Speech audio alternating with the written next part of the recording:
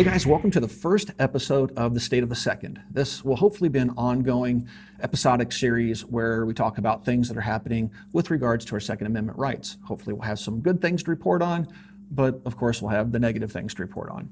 So let's first start off with a discussion about the NRA. You guys, if you followed me for a while, you'll know that I've been pretty much anti-NRA up until about 6-7 months ago. NRA recruited me along with other social media folks. They wanted us to come in. They wanted to bring us into the fold, basically, and use our voices in social media to help leverage the defense of our Second Amendment rights. And one of the problems that I had, that I spoke candidly with them about before I threw in my hat in the ring to support them, was that in the past they've been compromisers, that they would give away black rifles in exchange for deer rifles, things like that. Stuff I've seen them historically do throughout the years.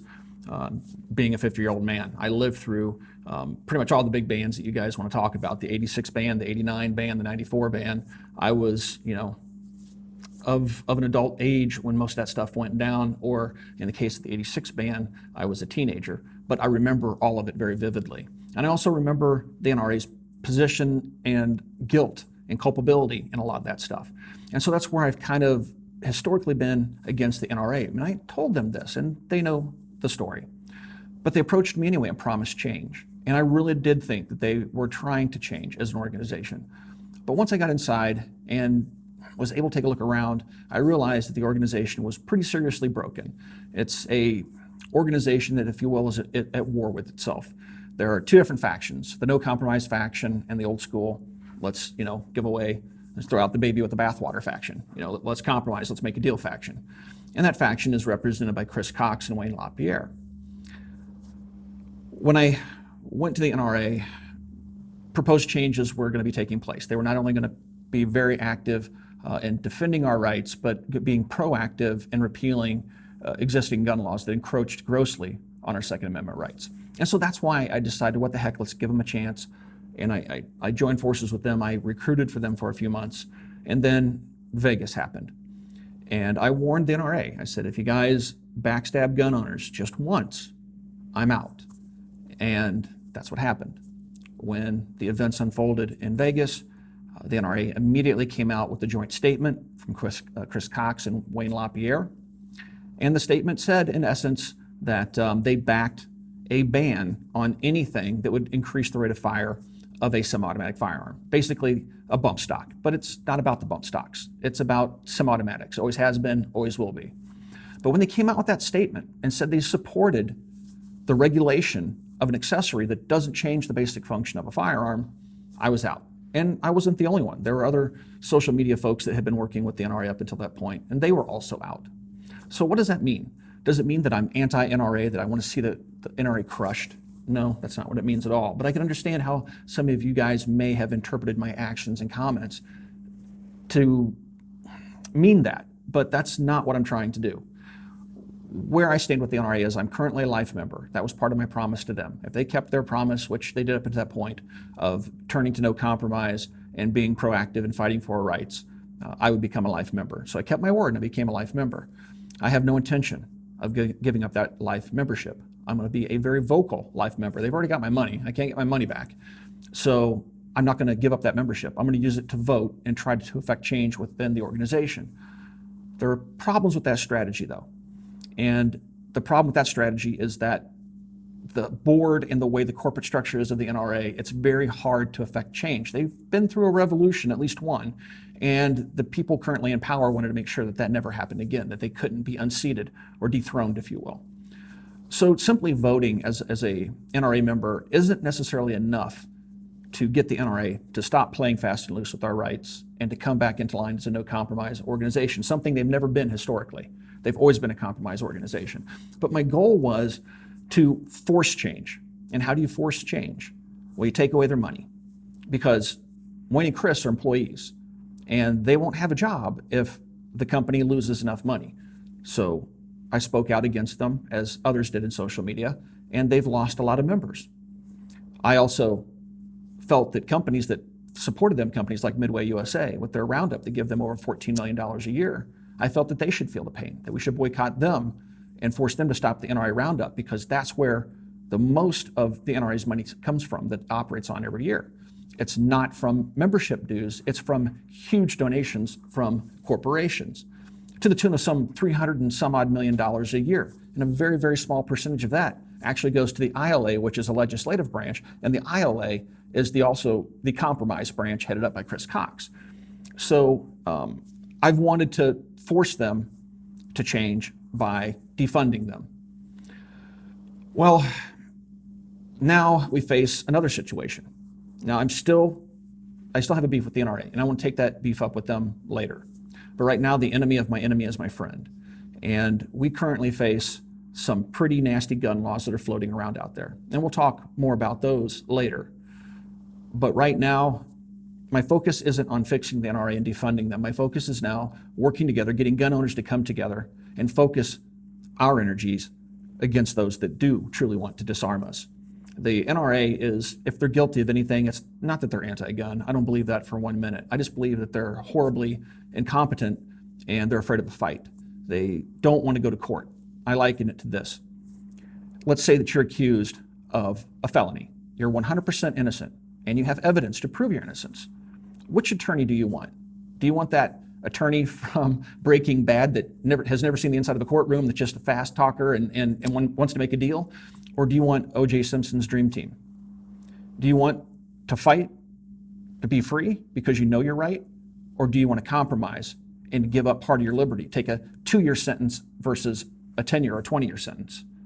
Well, the NRA is like that attorney that's afraid to ever see the inside of a courtroom. They don't want to see the inside of a courtroom. They're scared. They're scared to lose. But you can't win a war if you refuse to fight the battles. And that's what I believe the NRA is guilty of, is cowardice, gross incompetence, that and complete mismanagement of the organization and its funds. Again, the company, just all you have to do to find out how much money they make is to Google NRA 990 tax form. And it's something that all nonprofits have to make available publicly. And you can see where the money goes. You can see how much Wayne LaPierre pays himself. It's disgusting. And for a nonprofit, it's truly disgusting, especially one that constantly compromises on our rights.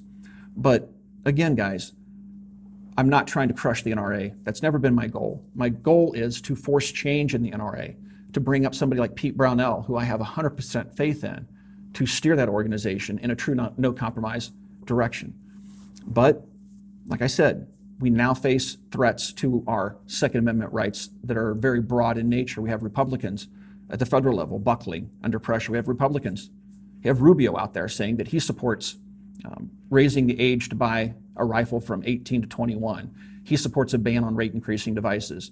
He supports an expanded NICS background check. And you guys know where I stand on all this stuff. All of it's unconstitutional. All of it is anti-gun. But even some of the biggest names that you guys would have chosen over Trump in the primaries have come out and made grossly anti-gun statements and came out in support of grossly anti-gun measures.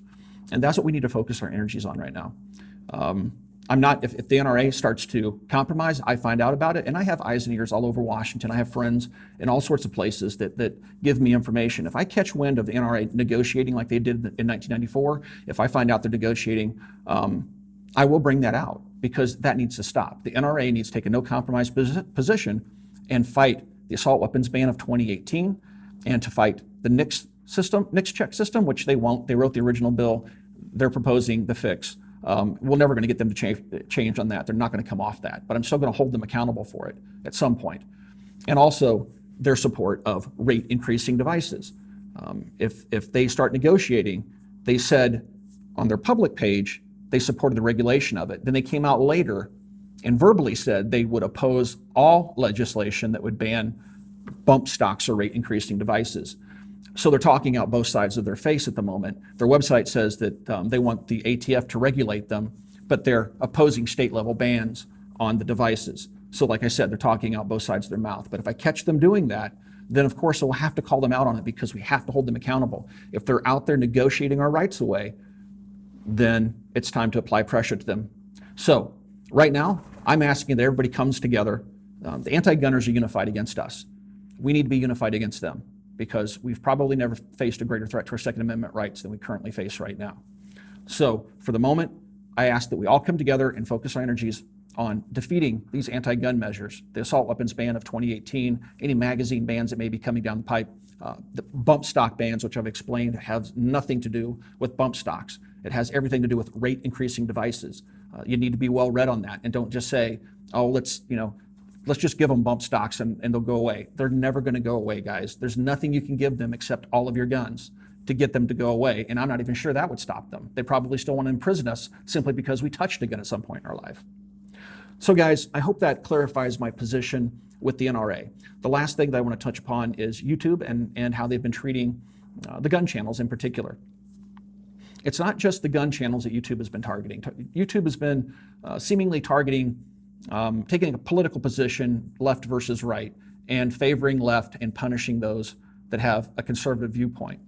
Now, I am a gun channel, so I didn't know that being pro-gun was necessarily a left or a right thing. I think it's just a pro-freedom thing. I know plenty of Democrats, plenty of progressives, self-identifying progressives or Democrats that own guns.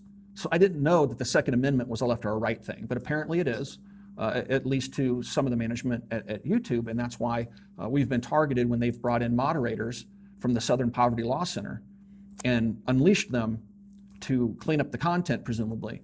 And they targeted a number of conservative websites or conservative channels and firearms channels. I've since had all my strikes lifted. I have a very good Google rep. It seems that Google wants to engage with the firearms community at some level, because I'm sure many of you have seen ammunition ads, holster ads, NRA ads, all sorts of self-defense ads. You've seen various ads running in front of our videos, which means they're taking money from the industry, ironically, that we can't even link to in our descriptions. They can run a federal premium ammunition ad, but if I put a link in the description below the video that links to federal ammunition and where you can buy it, now I get an account strike. But the hypocrisy of it all is something that I kind of wanted to address. They claim that they're not anti-gun, that they're not targeting conservative groups. They claim that it was all a big mistake by the moderators that they hired, and they're trying to rectify things. Hank Strange got his channel back. James Yeager did not. I was given multiple account strikes, got them lifted, was assured that it wouldn't happen again, and then the account strike started rolling in again, but I do think that was a technical glitch.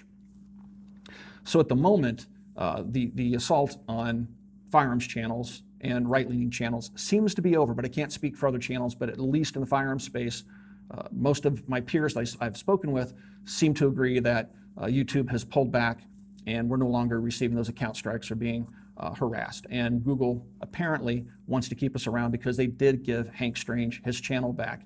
And James may simply not want his back. I know he's pursuing Liber TV and some of the other stuff that he's doing. He may not want back. So I don't know what the status is there. So I just want to give you guys an update on where I stand with the NRA and what's going on with Google and YouTube. And right now, based upon my conversations with YouTube, hopefully we can put this stuff behind us and we're going to move forward. I always tell my peers on YouTube, content creators, fellow content creators, that we're just one national tragedy away from having our channels unplugged. And it seems like that's the case. We got hit after Vegas and we got hit after Florida. And it may happen again when some nut job goes out and does something unspeakable. We may pay the price for it here on YouTube.